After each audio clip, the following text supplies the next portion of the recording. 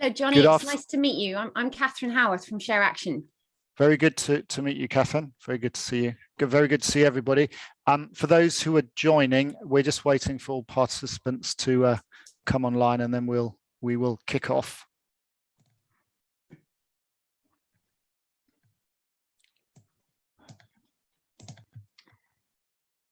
They're still coming in, but I think we should probably get started, I would say. Okay, brilliant. Well, welcome everybody to this meeting. My name is Lord Oates, Johnny Oates, and I'm a vice chair of the Net Zero APPG, and I'm chairing today's webinar.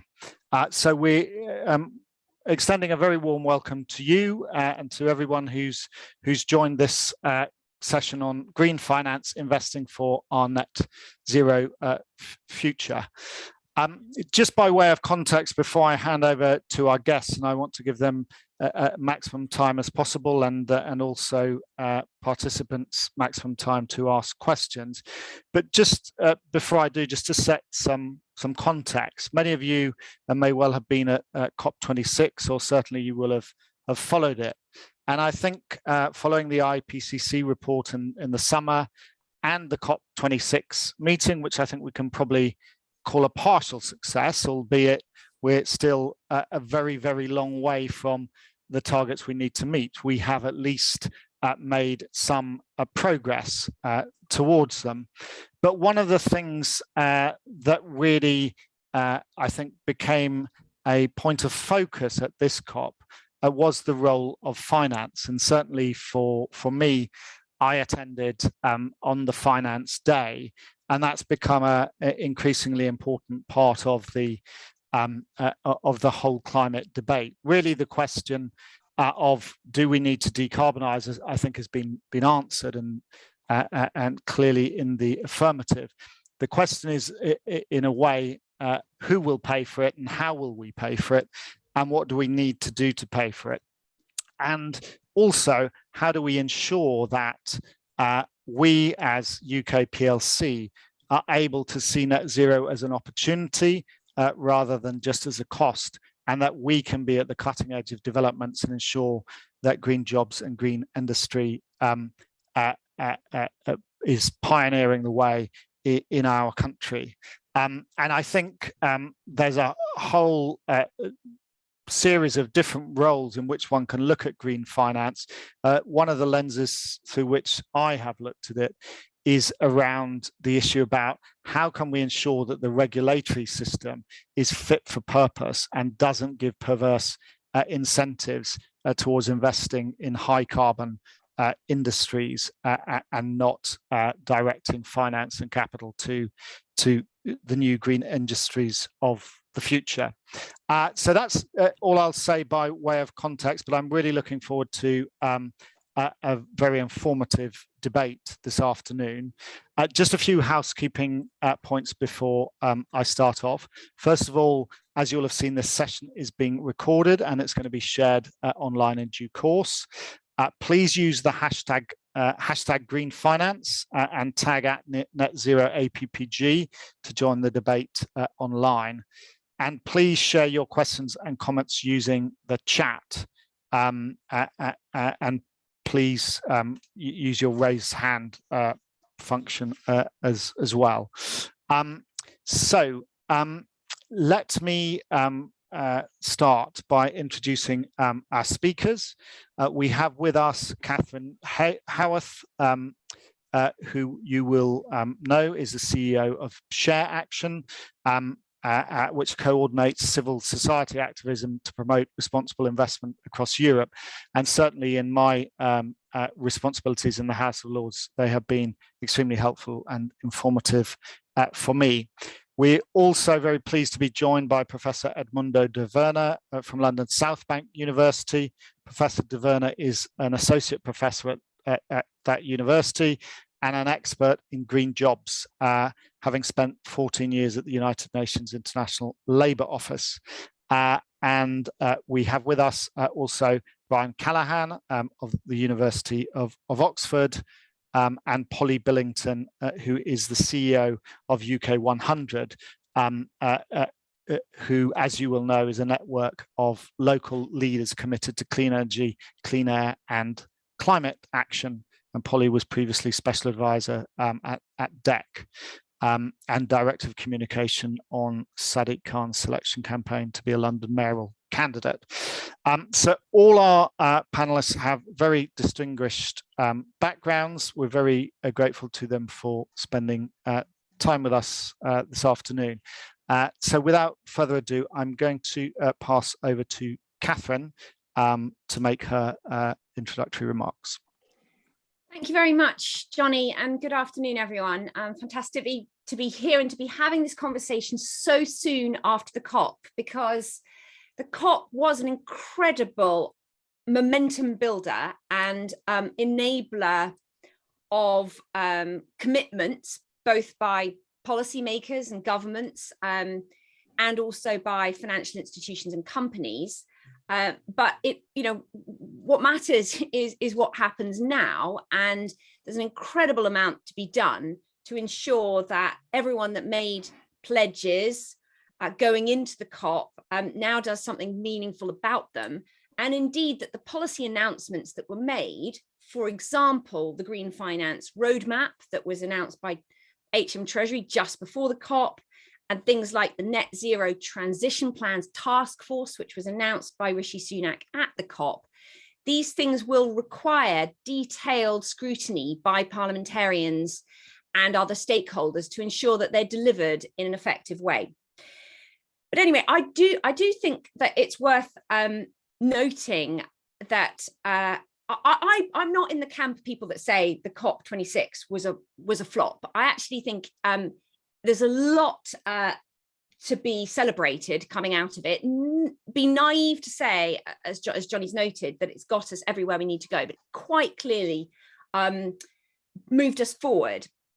And in particular, I don't think that we would have seen things like the Green Finance Roadmap and the Sustainability Disclosure Regulation and the announcements from Treasury on transition plans becoming mandatory for companies and investors if it weren't for the fact that we were hosting the COP and the UK government needed to really put its foot forward. And that provides an enormous opportunity for all of us that support green finance, that have been labouring in the vineyards for many years to kind of push this agenda, that this is now absolutely centre stage, and it's a brilliant moment for this agenda.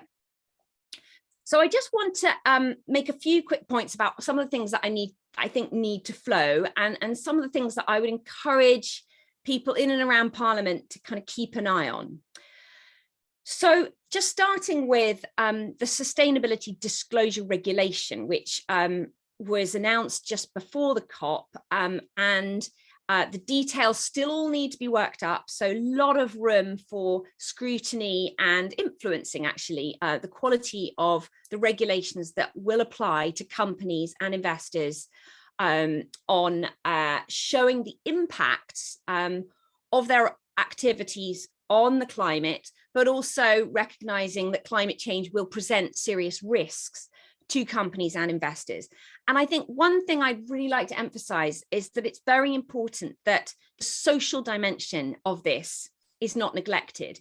That compared, for example, to the proposals at a European level on corporate disclosure, I think the UK has been very, very climate and environmental centric. And whilst I welcome that and it's necessary, I think many on left and right of the political spectrum would agree that unless we ensure the social dimension and the just transition is absolutely hardwired into these proposals, we're missing a trick, and also we risk less public support actually for this agenda, because there will be winners and losers in this transition. There will be communities that need extra support as we go through the transition. And it's very important that that is hardwired from the outset into the policy developments and the regulatory requirements on both investors and companies.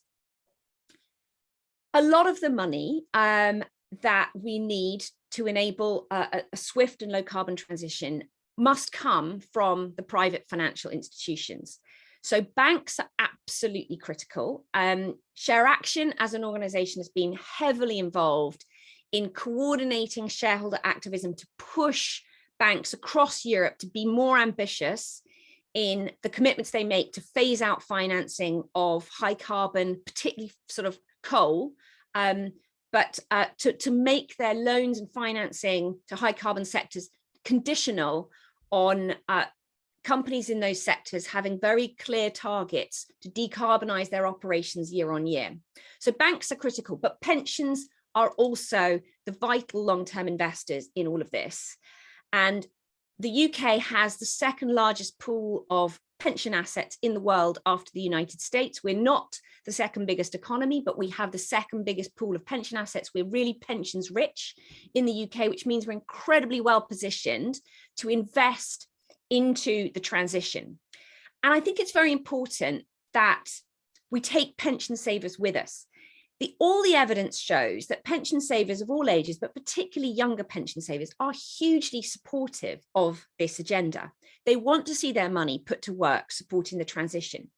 But at the moment, I think there isn't enough pension saver voice in the government's thinking and proposals. And I really encourage the government and people that influence the government to think about encouraging a bolder approach to give pension savers voice and choice in all of this.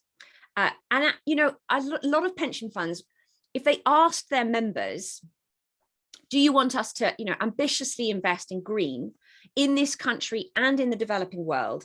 Pension savers say yes. And I think that's what would give pension fund trustees, who are still a bit anxious actually about whether this will stack up financially speaking, that this would, asking pension savers and securing their support really helps to build a mandate for the very bold investment strategies that are called for to finance the transition. I also think that there's a slight risk that governments and regulators kind of think, wow, the finance sector is ridden to the rescue, you know, and that we can just leave it all to private finance.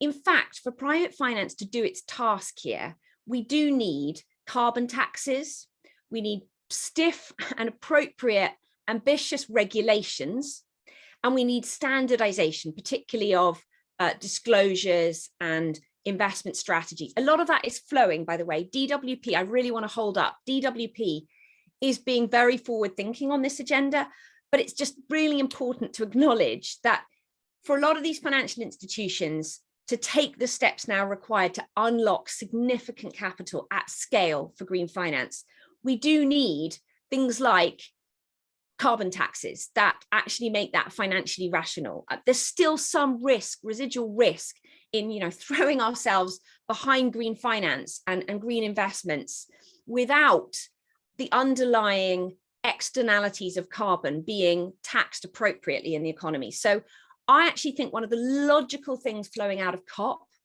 is that we'll get the private sector coming behind a call for green taxes and for carbon tax in particular.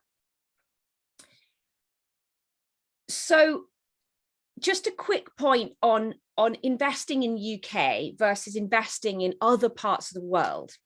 So it's wonderful, the prospect, and I'm sure Polly will speak to this, that we're going to unlock significant flows of capital into green investments and green jobs in the UK economy. Huge need for that. But I do think we need to recognize that climate change is a global problem. And actually, it's some of the other developing economies across the world where, particularly India, I'd flag up, where if we can get significant capital deployed at scale, then we actually get the global transformation that we need at scale to tackle the global emissions crisis, because we can't only concentrate on decarbonising the UK. It's not enough to at scale achieve the global transition and the reduction in emissions. 7% a year we need to decarbonise the global economy to have any chance of getting to 1.5 degrees. And that actually requires capital from the rich countries to flow into developing countries to leapfrog technologies, replace coal as a critical source of electricity generation. So I do think we want to think about both, making sure that capital from UK institutions flows into our own economies, into our own communities to enable green growth and green jobs, but also into the rest of the world. And then a final point, which is about coming back actually to what I said at the beginning about the S of ESG and the social considerations of the just transition. I do think it's super important that policymakers build in a real focus on decent jobs and on human rights due diligence right through this whole kind of green transition and green investment story. 40% of UK solar farms use panels that have been built in China, potentially using forced labor or highly exploited labor. So, we do not want to have a green transition that doesn't acknowledge, both in the UK, the opportunity, fantastic jobs, living wage jobs, unionized jobs, but also across the world as well. So it is very important that the government's agenda on this is really like a stick of rock. We have that kind of focus on just transition, social outcomes, because I think that's what will enable this transition to be truly popular and sustainable, actually, because people really see it makes a difference in their communities. It relates to decent jobs, and that left behind communities which will lose employment in some of the old high carbon sectors and industries, that there's a good deal and really good packages to support individuals and communities in those areas. So I'll leave it there, and very much looking forward to the rest of the panel and the conversation. Thanks very much, Catherine, for kicking off with such an informative discussion. And I'm now going to turn to Polly and ask her to make her comments. Polly. Thanks very much, Johnny, and it's a pleasure to be on a panel with so many esteemed and knowledgeable people. I think there's a couple of important things that are worthwhile saying in the context of what UK 100 does. And we've been working on finance since we were established in 2016, because we identified that access to private finance was a real barrier, was a real problem that was limiting local authorities' ability to be able to fulfill their own ambitions on achieving progressive and sort of systemic climate action in their own communities. And so we've been working on this for a long time. I can add some links to the chat to our reports that go back to 2017, which helped inspire the national government to establish the energy hubs, which have now been rebranded in the net zero strategy as the net zero hubs. That means a whole different load of things that they're going to have to do. And then since then, of course, we've made representations to establish a net zero development bank. We've got a UK infrastructure bank, which is a start, and particularly because it's got a couple of things which are really important. A net zero mandate. We need to hold their feet to the fire and make sure that that mandate is robust. And also particularly a commitment to help local authorities and have money allocated specifically to help local authorities develop their projects and therefore access private finance over time. And in the context of COP26, and why I am relentlessly optimistic, a bit like the other panelists, for some good reasons. And as Catherine says, there are a whole range of things that made commitments out of this. And let's remember that this is us fulfilling our responsibility as a country on two dimensions. One, because of our the historic emissions that we're responsible for. But although we are responsible for only 1% of global emissions, which is actually distortingly large, bearing in mind there's 196 countries, that's double our portion, frankly. But also there's 15% of the world's emissions are invested in the City of London, in our financial centre. So we definitely have something that we should be doing.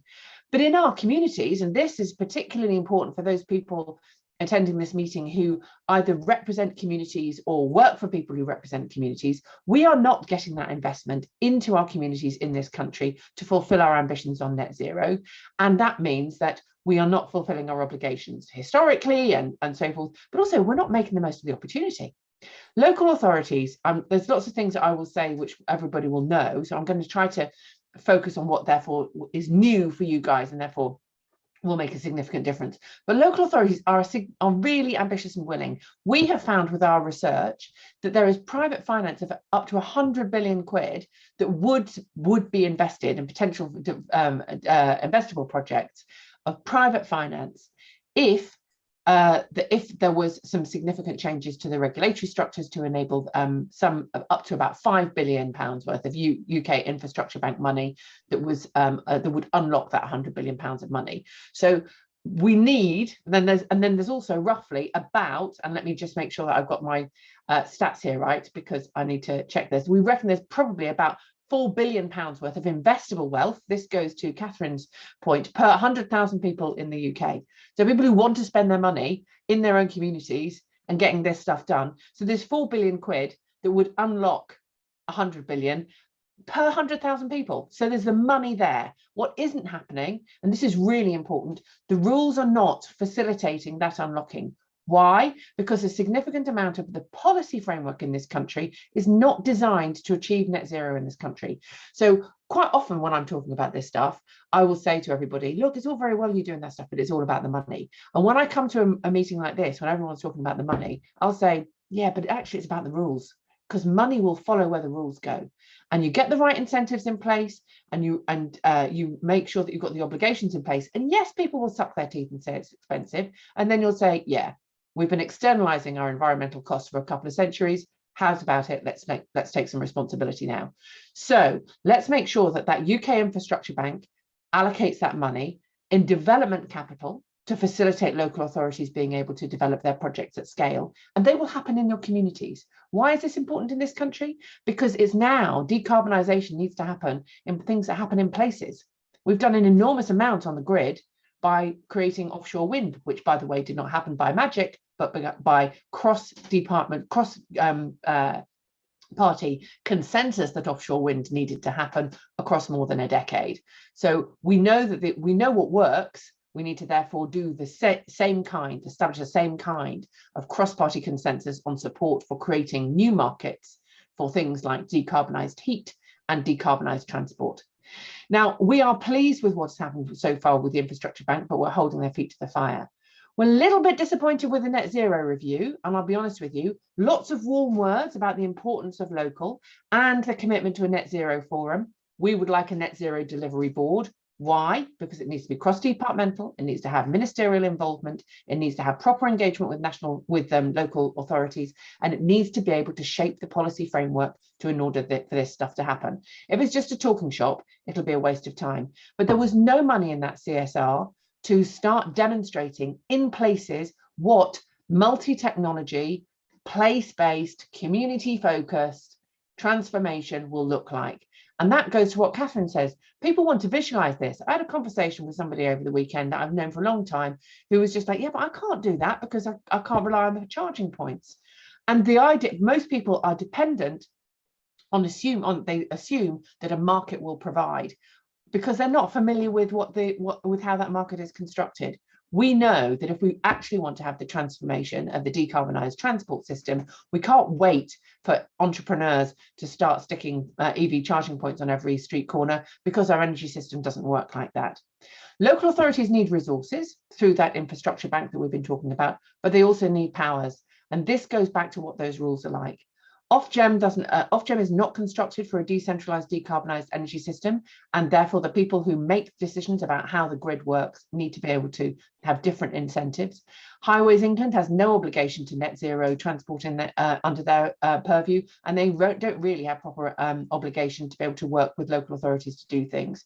National planning policy framework militates against net zero, and we have a government commitment to £9 billion of money on retrofit. That will be fine, but it won't transform the fabric of this country if you just spend £9 billion. Leverage in private money, and that could absolutely be transformative. So we need to think in a different way about how we finance this by creating the conditions for private finance to be confident about what they invest in. That will require significant changing of the rules, not only on the finance side, but actually on the policy framework. That's why we're asking for a net zero local powers bill to change all of those rules in order for the finance to flow, and the competence and capacity provided to enable local authorities to feel more comfortable about engaging with private finance, because without that, we won't get there. And we could have some significant divisive decisions, which will leave a lot of people behind. Thanks very much, Polly. I think some really important points there about rules, and I think in terms of financial regulations as well, they're very important in determining how capital is directed. I must confess, it didn't always feel like a all-party consensus over wind energy during the coalition years, but there we go. I will gloss over that.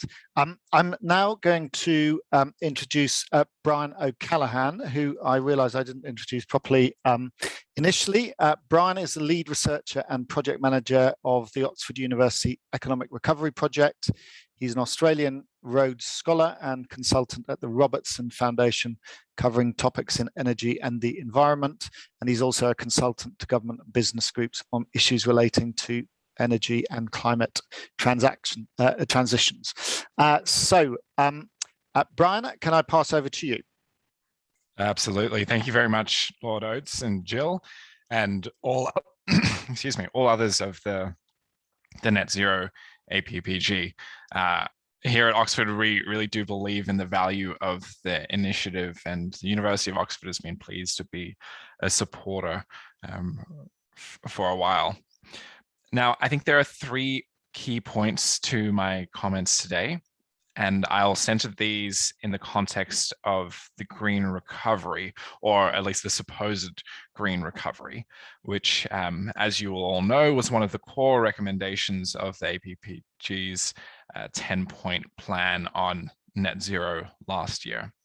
So in summary, before I get to them, the first point is that the UK has so far missed more opportunities than it's taken on green recovery.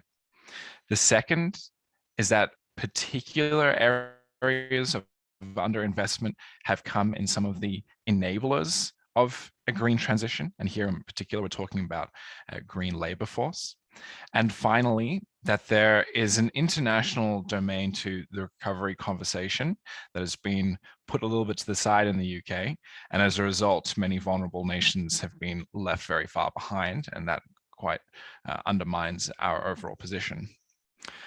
So to the first point, progress so far. Well, while the UK has earmarked funds for several meaningful green investments over the course of the COVID-19 pandemic, from our perspective, in tracking how different governments have gone over the last 2 years, the UK has missed more green opportunities than it's taken. So a couple of stats here for you. We look at recovery investment in particular, which is distinct from rescue investment when it comes to pandemic response. Rescue investment is keeping businesses and people alive, you know, your furlough schemes, investment in a vaccine, etc. Governments don't have all that much discretion on those topics when it comes to a conversation of recovery. The recovery piece is that investment which is specifically designated to help reinvigorate economic growth. And that's where governments have pretty much full discretion.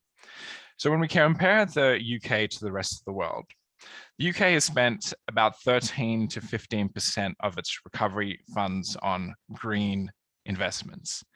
The global average, and this is including everyone, the least developed countries too, global average is around 20%.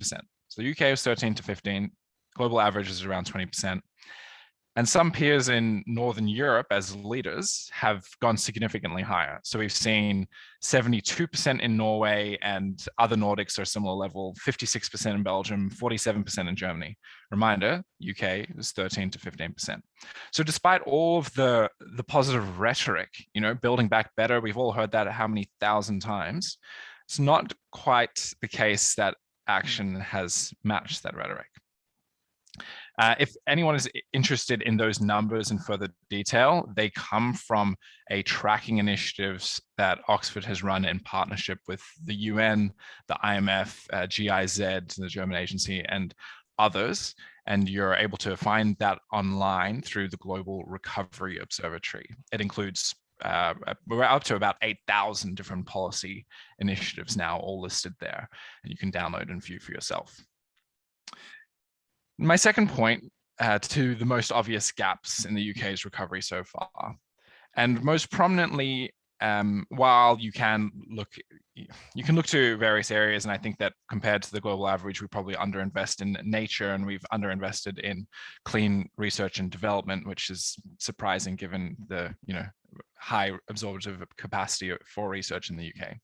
But moving beyond those kind of thematic areas, from my perspective, one of the biggest missed opportunities so far has been on the enabling side, and in particular on our labor force. You cannot transition to a green economy without an appropriately skilled green labor force, and it really is as simple as that. I'm sure that you'll all recall the Green Homes Grant Scheme launch, or the pandemic version launched by the government last year. At its announcement, you'll recall that it seemed quite fantastic. I mean, it ticked many of the relevant economic criteria.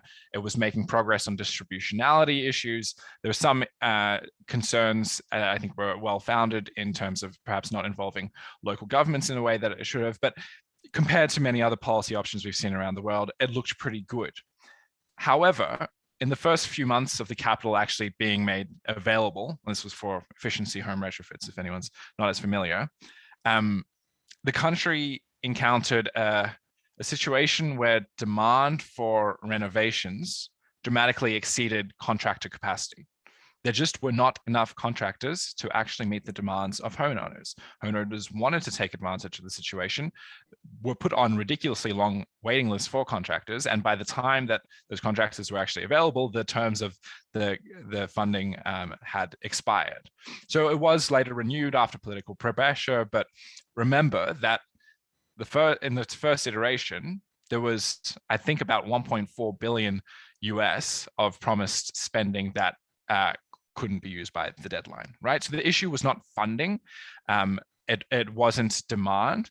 The issue was the training programs, or lack thereof, and lack of a sufficient time for safe training programs to be run by the private sector to get their workforce ready and scale in an appropriate way. So again, we don't have time to go into detail here, but we have seen positive examples from other nations in how to do this. To be honest with you, everyone is struggling. It's a really difficult area, but there have been some early actors. And again, I direct you to the Green Recovery database. In that database, we have over 600 green policies in particular, and I think there are a few oriented to the labor force there. Now, the final point from me is that green recovery is not just a domestic issue, it's a global issue too. In our tracking, on average in advanced economies, governments, and it's even higher in the UK, but on average in advanced economies, governments have spent $16,000 US per person in response to COVID. Compare that to the least developed countries, where you've seen $60 spent per person, right? So going into COVID, there were these enormous gaps between the rich and the poor world. COVID has exacerbated those gaps because many poor countries have been hit harder. And now when it comes to recovery, you have nations like the UK investing $16,000 per person, and the least developed countries basically can't invest at all. And they're left in this position of economic fragility, which is compounded by climate change and is only going to continue. That leads to long-term global instability in ways that we've already seen start to play out. And I think it also undermines very deeply the credibility of advanced nations like the UK, who are asking these developing countries to take climate action seriously. I mean, how on earth can they when they can't even afford basic healthcare services for their people? So those are the 3 points that I wanted to highlight today. Number one, UK has missed more opportunities than it's taken. Number two, there's a really big gap, particularly for our workforce. And number three, we need to be sure to stop leaving developing countries behind on this. Thanks again, everyone. Thanks very much, Brian. Three very, very important points. And now I'm going to turn to Professor Edmundo de Werna. Edmundo, I think you're going to address particularly the question of how we accelerate the green skills and jobs we need to reach net zero, and how do we get that investment in new skills, etc., which Brian has been talking about, but of course address any other issues you wish to. Over to you, Professor Edmundo.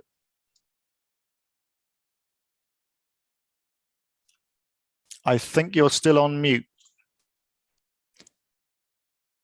Okay, now, good afternoon, and many thanks for the opportunity to address this important group and event.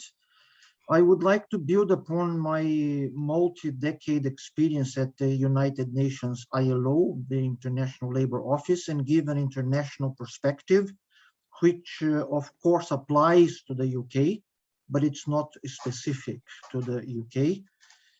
In a way, I will be confirming some points made by the previous speakers, but hopefully I will also add some value. There are indeed very good opportunities for the creation of new jobs to achieve net zero carbon. In a nutshell, I would like to emphasize the importance of having a holistic approach. It is more than just green jobs. It is about the relation between labor and the environment. The ILO, International Labour Office, sees green jobs as a means to address challenges of the 21st century, with a synergy between addressing environmental and social challenges. Green jobs should also be quality jobs. This is something that previous speakers already mentioned, and I would like to emphasize that this is very much in tune with what the ILO preaches and promotes and also implements. Also, it's not only jobs in isolation that should be greens, but whole enterprises. Furthermore, enterprises are part of a value chain. Therefore, from jobs to enterprise and concluding with value chains. Again, the ILO promotes a systemic analysis to better understand the connections and agencies within each value chain with subsequent actions. So it's a green value chain approach with green enterprises and green jobs. Everything is intertwined.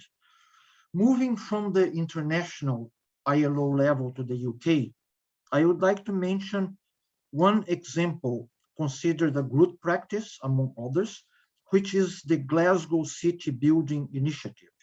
It also has a symbolic meaning, as Glasgow was the very site of COP26, as mentioned, and you know, but this initiative precedes the COP. It's not specifically related to the COP. It produced social housing with 2/3 energy cost reduction, combining green technologies, locally sourced assembly materials, high-level insulation and airtightness, efficient heating. It entailed a partnership between a trade union, a local authority, and a housing association. 2,200 people were employed with regulated contract chain. Manufacturing arm employed 270 people, 60% with disabilities. Highly unionized and large-scale inclusive training provision and workshops, including for low energy construction involving women and ethnic minorities. I'm mentioning women in particular because there are not many jobs in construction worldwide for women. So it's important to have a gender approach as well. The underlying dynamics for this good practice are strong union involvement, established direct labor organization, social ethos, government involvement. To conclude, I would like to mention 6 points to take into consideration. One, it's not just job creation and green jobs, but change to transform and improve employment and working conditions. Two, not just skills development, but knowledge and competences and upgrading vocational programs. For example, energy literacy. 3, broad occupational profiles, not narrow trade-based skills, to understand overall project and occupational interactions, carry out wide range operations, and develop transversal abilities. 4, integrated teamwork through regulating subcontract chains and direct employment. 5, need for inclusivity. And 6, need for greater involvement of unions and workforce. Why the last point? If workers are organized, it's easier to have a social dialogue with employers about the skills and training requirements. And also collectively, workers can exchange knowledge about their roles in addressing climate change and other environmental challenges and come up with proposals. International confederations of trade unions have acted in favor of the environment. It is very difficult for workers to act alone or individually. In short, the consequences for the employment and vocational education training of workers are far-reaching, as higher levels of qualifications, technical precision, interdisciplinary teamwork, and a holistic approach to the process of production are needed. Thank you for your attention. Thank you very much, Edmundo. That was a really helpful contribution. I think one of the things that I've been very interested in my work is the role that trade unions also play, which you mentioned there towards the end, and I think that's a very important part as well. We have got 15 minutes left, I think, now for questions. And we've got a number selection in the chat. I think the first is from David Cowdrey. I don't know if David is around and happy to. So we've got Mike Jones and Sam Longman have been put to speak. Right. So it'd be good if you just maybe Mike first, then Sam, just ask the questions one after the other, and then we can answer one after the other as well. Okay, and then David, I'll take your question that you put in the chat, and I'll read that out myself. So, Mike, do you want to go first? Yeah, thanks for letting me speak. Resources and skills are going to be a major issue moving forward as we get into this net zero. There's a lot of new things that will need to be built, changed. How do we actually fund this? If you're expecting private companies to do it, how are they going to do it with no certainty of work? Is there a mechanism that can help them do this? Or is this something that is really going to have to be government driven? Thanks very much, Mike. And who wants to take that first? Perhaps I shall go in reverse order. Professor de Werna, would you like to take that first? Yes, thank you. Well, in terms of skills, without going into specific calculations that I cannot do at this moment to the UK, but what I can say is that there is already in place a broad scheme, or I would say many schemes of vocational training in the UK and as well as in other countries. So the schemes exist. What is necessary is a change, a transformation in the curricula of the existing schemes. I don't know if there will be a need for more training, but a need for different type of training, yes. So you can use the funding that already exists for vocational training and use it to promote a change in the scheme. I would like to contribute with this, but of course, if the amount of green jobs increases, you may need more investment, but start with changing the existing investments in finance. Thank you.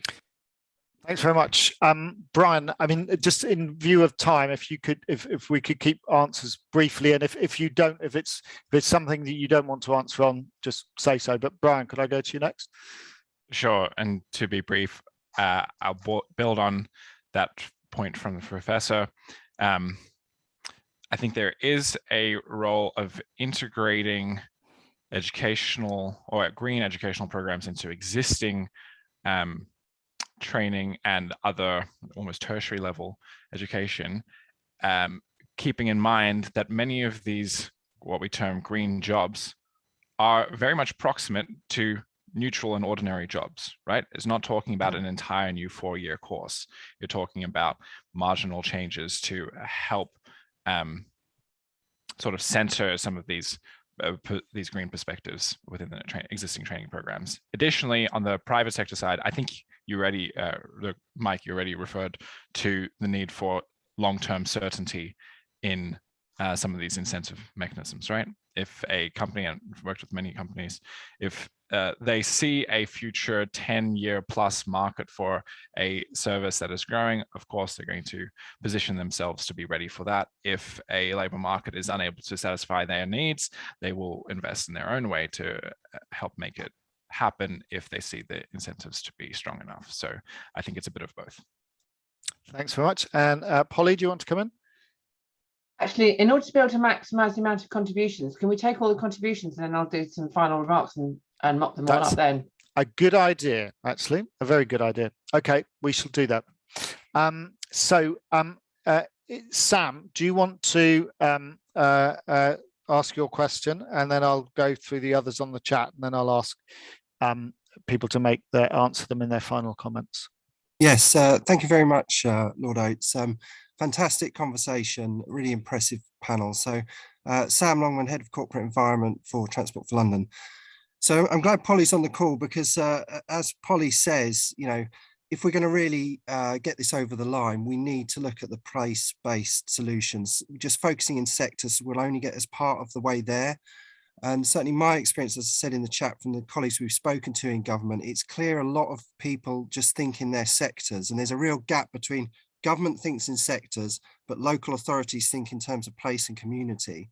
And I think there's a role here for government to learn from some of the work that Polly's doing with the UK Cities Climate Investment Commission to help provide a kind of consistent and common framework so that we can all work together for that place-based solution that we need. We need something to plug into, and it's kind of starting to happen organically, but it will be very much slowed down.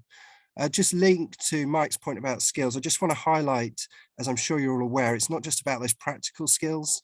You know, local authorities and places like TfL, we're having to move from a situation where we had our revenue, we had our grants, we decided what we were going to spend it on, and then we had some outputs, to being much more outward looking, creating partnerships. That really requires a kind of specialist, to some extent, financial, legal, procurement skills that I was really lacking across all local authorities. So if we're going to create that place-based solution, then leveraging private finance to deliver it, we need the framework and we need the skills.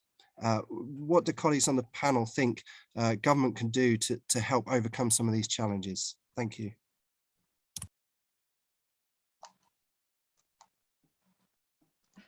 Johnny, you're on mute.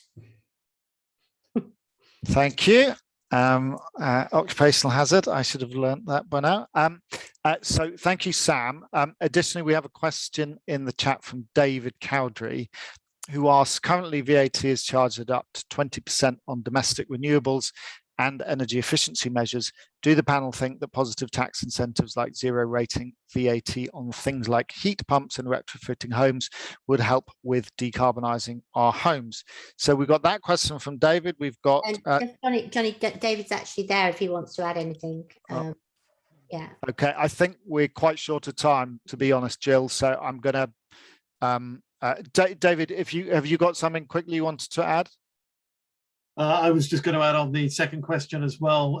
Do you believe that properly assessed clean energy PACE loans at 0% interest rates underwritten by the National Infrastructure Bank, delivered through high street lenders, can actually release capital to the able to pay sector to retrofit homes, and it would be paid back through a save as you pay scheme? And it's something that the Green Finance Institute have been raising as well.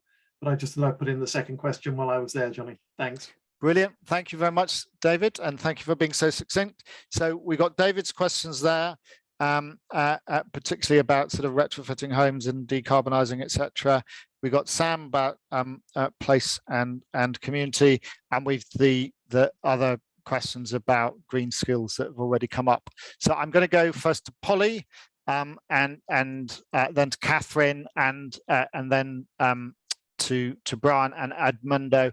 If you could each keep your comments brief, and then we'll wrap up. Thanks very much. Polly.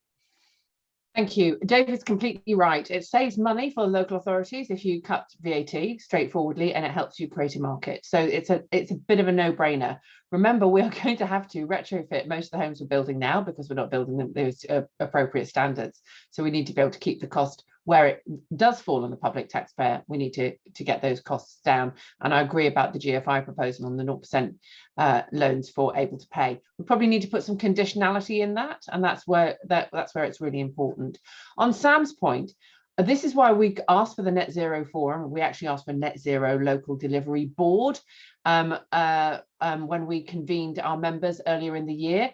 We need to make sure that it's cross-departmental, has ministerial engagement, and it's actually about changing the rules rather than just having a talking shop.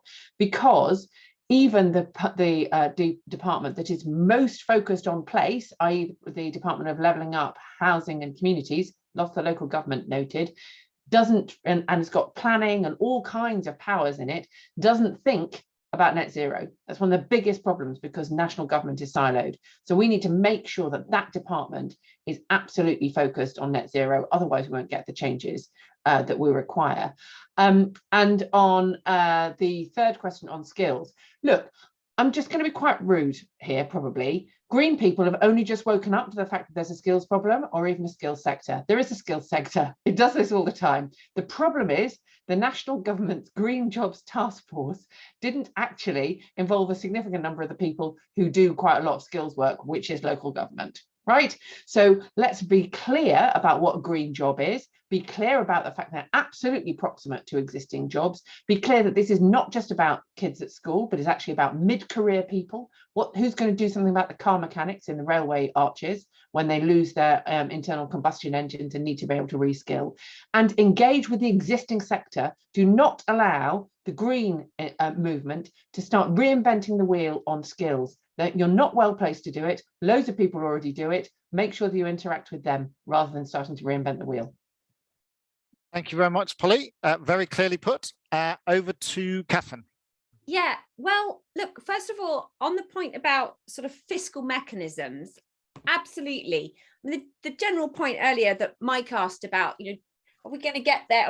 How are we going to get the private sector to really pile in here? I mean, it's not going to just happen spontaneously. It absolutely needs really directive and very clear public policy, including fiscal policy, for it to happen. What's interesting, I think, coming out of COP is that all these private financial institutions have pledged that they will align their portfolios and they will do net zero. They now have a very interesting motivation to get behind the public policy and fiscal policy that actually makes that really rational for them. So I think we need to have some very creative alliances where we bring together champions of green in the private sector, champions of green in the financial sector, to really push the policy measures and collaborate with the APPG for net zero, other cross-party initiatives, because the government's kind of got the right general kind of rhetoric and concept, but actually all the work needs to be done now on the detail of what will make it happen, that actually does unlock the finance and make the capital flow. And it's absolutely not going to happen spontaneously. So this is exactly the right forum. And I think, obviously we're all up here on the panel, but it's quite clear from the list of people that are participating and listening in on this session that there's huge know-how tapping into this APPG, that's the right know-how to help the government get this right. Thank you so much, Catherine. Professor de Werna. Yes, thank you. A few points I would like to pick up on what Polly said in terms of the need to abolish the silos in the interdisciplinarity, and take the opportunity to highlight, I think we may know already, but just to recap, that at the local level, interdisciplinarity is easier to happen. Local governments, actually, they already are breaking the silo. They need to do so because they are at the local level. It's more difficult at the central level. So, but at the same time that top-down policies are important, let's also see what can be done bottom up from the communities, from the local authorities, and learn from how they work across silos. And in terms of skilling, Again, to what Polly mentioned, let me pick up on the issue of mid-career people. I mean, we discussed the issue of skilling, re-skilling. It's not entrance to the labor market, them as well. But of course, if there is a transformation in the economy, all the workers that are already working, they need some opportunity to re-skill. Otherwise, they will become obsolete. And just one last small point, but I think also important, is that let's remember that the workers, they are the bulk of the stakeholders or the actors who produce the new products. And if they learn new skills, green skills, they will become champions of the green economy. They will want to use these skills. Brilliant. Thank you so much. And Brian, over to you. Thanks, Johnny.